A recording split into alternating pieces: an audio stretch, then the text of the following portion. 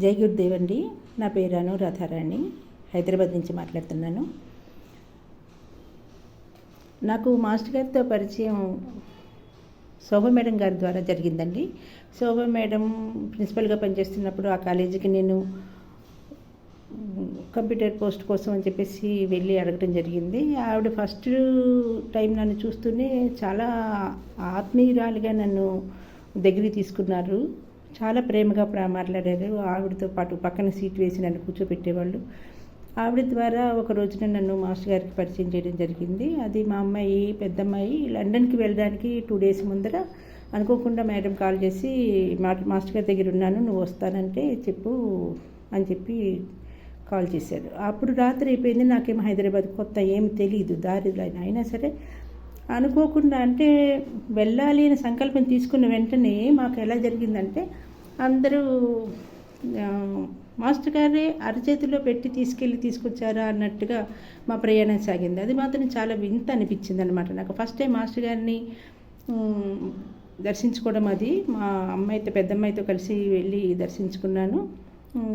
Master గారు చెప్పింది ఒకటే, నువ్వు పిల్లల ఇష్టాన్ని ప్రకారమే నడువు, పిల్లలు ఏది సంతోషంగా ఉంటే ఆ ప్రకారం చేయి నువ్వు అని చెప్పారు. ఆ ప్రకారంగా అప్పటి నుంచి కూడా నేను ఎక్కువ పిల్లల ఇష్టానికే ఇంపార్టెన్స్ ఇస్తూ వచ్చాను. తర్వాత మాస్టర్ గారు మా అమ్మాయి పెళ్లి విషయంలో కూడా గాయత్రి హోమం చేయమని చెప్పారు. రోజు యజ్ఞం, ఇంట్లో 24 times గాయత్రి చేయమని. అది కూడా శోభా మేడం గారి ద్వారానే వచ్చింది. ఆ మేడమే నాకు ఇది పాత్ర అంటే హోమ పాత్ర, హవన సామాగ్రి అన్నీ కూడా ఆవిడే అప్పటికప్పుడు సప్లై చేసి ఈ రోజు నుంచి మొదలు పెట్టేసేయి అని చెప్పారు. అలాగా నేను వెంటనే స్టార్ట్ చేసి అది కంటిన్యూ చేశాను.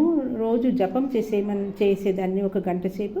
ఇవన్నీ జరగటంతో నాకు తెలియకుండానే నాలో ఒక ఆత్మస్థైర్యం పెరగటము, 10 మందికి తర్వాత నేను చేస్తున్న నాంపల్లి బజార్ఘాట్ కాలేజీలో చాలా చిన్నపిల్లలు ఆ ఉద్యోగం చేసేవాళ్ళు, అందరు నా పిల్లల వయసు వాళ్ళు అందరి. అయితే వాళ్ళందరూ కూడా నాకు చాలా గౌరవం ఇచ్చేవాళ్ళు. నేను ఎప్పుడు గాయత్రి మాత గురించి, మాస్టర్ గారి గురించి ఇవి చెప్తూ ఉండేదాన్ని.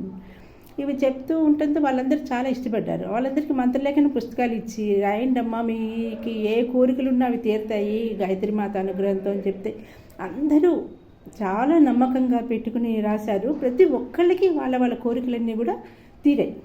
సో అప్పటి నుంచి మాస్టర్ గాయత్రి మాతని వాళ్ళు చాలా బాగా నమ్మడం మొదలెట్టారు. అలాగే మా అమ్మాయి పెళ్లి జరగటము అన్నీ కూడా చాలా విచిత్రంగా, 3 అమ్మాయిల పెళ్ళిళ్ళు ఒక్కరోజు కూడా నేను ఏ సంబంధానికి వెళ్ళాల్సిన అవసరం లేకుండా జరిగింది. అది కూడా ఏమైందంటే రత్నాకర్ గారు మా ఇంటికి వచ్చి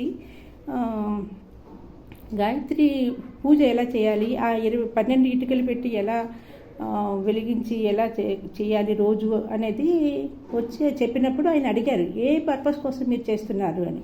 నాకు వేరే కోరికలు ఏం లేవండి, మా అమ్మాయి 3 పెళ్ళిళ్ళు జరగాలి అంతే అని చెప్పాను.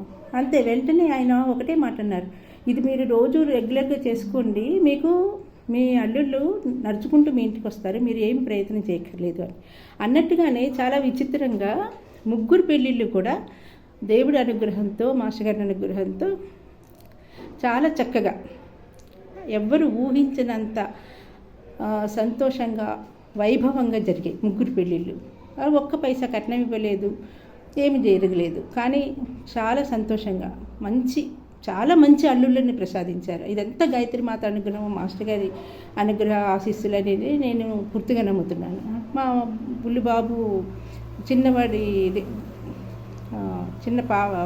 మూడో అమ్మాయికి బాబు పుట్టడం గురించి కూడా మేము ఎంతో అనుకుని మాస్టర్ గారి దానికి శంబలాలో ప్రదక్షిణాలు చేయడము, మాస్టర్ గారికి రోజు చెప్పుకోవడము అవన్నీ చేస్తున్నప్పుడు అనుకోకుండా 14వ తారీఖుని, అంటే మాస్టర్ గారి డేట్ ఆఫ్ బర్త్ డేట్ 14, అది సెప్టెంబర్ 14న మా అమ్మాయికి డెలివరీ జరగటము, బాబు పుట్టడం. ఇది కేవలం మాస్టర్ గారు తన అనుగ్రహం వలన బాబు జన్మించాడు అని తెలియజేయటం కోసమే నాకు ఇలాగా ఆ డేట్ని వచ్చింది అనిపించింది అనమాట. ఎందుకంటే ఎక్స్పెక్ట్ చేయలేదు మేము ఆ డేట్కి అసలు డెలివరీ.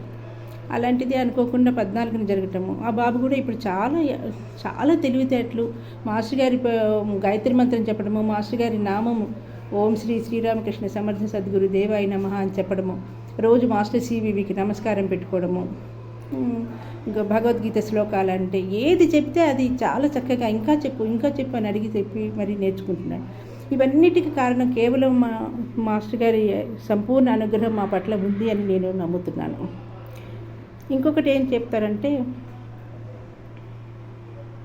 మాస్టర్ గారు ఇచ్చిన సాధనలన్నీ కూడా పూర్తిగా 100% రిజల్ట్ వచ్చేవని నేను కంప్లీట్గా నమ్ముతున్నాను. నేను ప్రాక్టికల్గా నేను చేసిన ప్రతి ఒక్క సాధనలో కూడా నాకు 100% రిజల్ట్ కనిపించాయి. కాబట్టి మాస్టర్ గారు గురువులు ఎవరైనా చెప్పిన దానికి 100% రిజల్ట్ వస్తుంది అని నేను నమ్ముతున్నాను. ప్రజలు ఎవరైనా సరే ఒకళ్ళని నమ్ముకున్నామంటే వాళ్ళ దగ్గర నుంచి మనకి 100% రిజల్ట్ వస్తుంది, మనం పూర్తిగా సమర్పణ భావనతో ఉంటే అని నేను నమ్ముతున్నాను. జై గురుదేవ్. ఓం శ్రీ శ్రీరామకృష్ణ సమర్థ సద్గురు దేవాయ నమః.